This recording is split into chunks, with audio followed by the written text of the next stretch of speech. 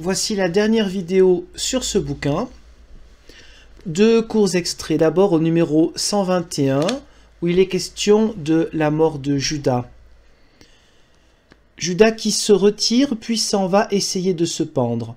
Cependant, la branche à laquelle il attache la corde se brise probablement, et son corps tombe sur les rochers en contrebas, où il éclate. Alors cela reprend littéralement donc du livre des Actes des Apôtres, premier chapitre, versets 16 à 20. Je ne dis pas que c'est faux, mais ce n'est pas, entre guillemets, ce n'est pas une reprise du Nouveau Testament, c'est simplement une répétition, une paraphrase, et cela ne met pas en perspective les possibilités d'interprétation, car ce n'est pas aussi évident que cela, ce qui concerne la mort de Judas. Lorsqu'on regarde un peu l'exégèse sur Acte 1, versets 16 à 20, il semble que cette histoire du chant du sang, le chant du sang,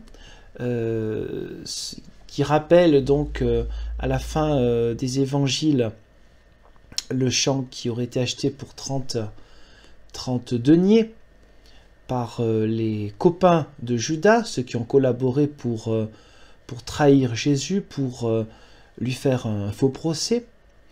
Eh bien, le chant du sang, qui reprend aussi d'une interprétation de l'Ancien Testament, ne nous indique pas réellement la fin de la mort de Judas. Sans doute c'est une surinterprétation. On peut comprendre que le sujet en fait n'est pas du tout primordial, et qu'il s'agissait de montrer que Judas a eu une fin à la mesure de son acte, mais cela n'est pas clair du tout, on ne peut pas prendre cela, je dirais, littéralement. Voilà. C'est un petit détail, je reconnais. Pour conclure, le numéro 131, où il est question de la fin de l'Évangile selon Matthieu, donc le chapitre 28, les versets 16 à 20. Ce passage, si vous êtes plus ou moins engagé dans une église chrétienne, quelle que soit sa confession, vous l'aurez entendu et réentendu lorsqu'il y a le sacrement de baptême. C'est lorsque Jésus s'adresse en repartant, donc au moment de l'ascension, il s'adresse aux apôtres et aux disciples en disant « Voilà, je suis avec vous tous les jours jusqu'à la fin du monde » et enseignez, baptisez au nom du Père, du Fils et du Saint-Esprit. Bon. Il leur dit « Voici que je suis avec vous tous les jours jusqu'à la conclusion du système de choses. » Petite pause. La conclusion du système de choses, traduction plus, comment dire, littérale, serait la fin. La fin, ça peut être aussi la finalité. Hein. Aussi en grec, pas seulement en français. Hein. La fin du cosmos, la fin de ce monde. Ce monde peut être interprété soit comme la réalité que nous connaissons, soit comme la réalité de la rébellion contre Dieu. La réalité du mal, si vous voulez. Donc il peut y avoir plusieurs interprétations de cela. Alors, je poursuis. Jésus demeure avec ses disciples par le moyen de l'Esprit Saint pour les aider à remplir leur ministère. C'est tout à fait juste, mais c'est encore en dessous de ce que le texte veut nous dire. Alors, au moyen de l'Esprit Saint, toujours avec un E minuscule et un S minuscule dans leur livre, eh bien, on dit la même chose. Donc, ils ne sont pas loin de la Trinité. À certains moments, ils ne s'en rendent même pas compte. Le Saint-Esprit, oui, qui est un être divin, c'est lui qui fait que Jésus est présent parmi nous. C'est lui qui guide l'Église universelle. C'est lui qui guide tous les ministères dans leur diversité.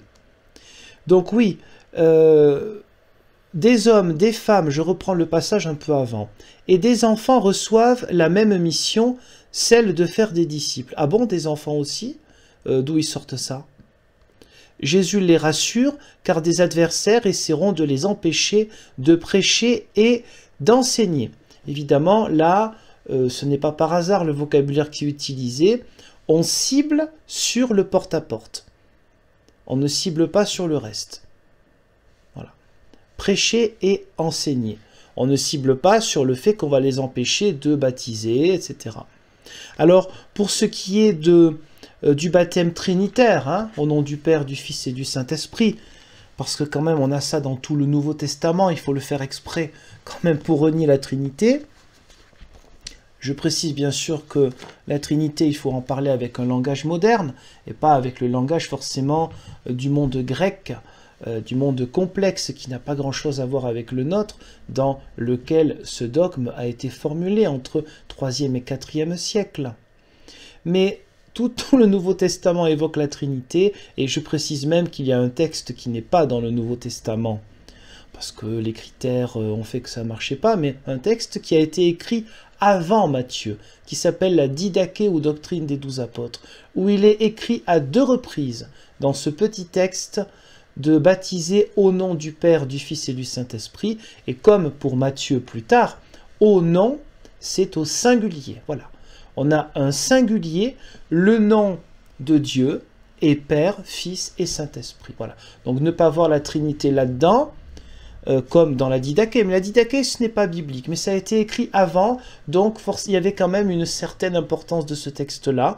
Ça ne veut pas dire qu'il est fiable à 100%, mais on voit que l'inscription dans la vie de l'Église chrétienne dès le départ, le baptême est au nom au singulier du Père, du Fils et du Saint-Esprit. Voilà. Je conclus là-dessus. C'est pas pour insister sur la Trinité, mais il y a quand même des fois où il faut répondre, pas seulement à ce genre de doctrine, mais à d'autres personnes qui seraient aussi membres d'une église chrétienne et qui auraient des problèmes avec la Trinité. La Trinité, on la respire totalement dans le Nouveau Testament, bien avant qu'il y ait un dogme, certes complexe, qui ait été formulé. Voilà, je conclus sur ce mot-là, en attendant de voir ce bouquin. Alors ce sera le dernier que nous verrons ensemble, ce petit livre des témoins de Jéhovah. Et ensuite, Dieu voulant, de petits documents qui sont les documents officiels et plus actuels encore, qui s'intitulent « Documents de la tour de garde ». Je vous remercie.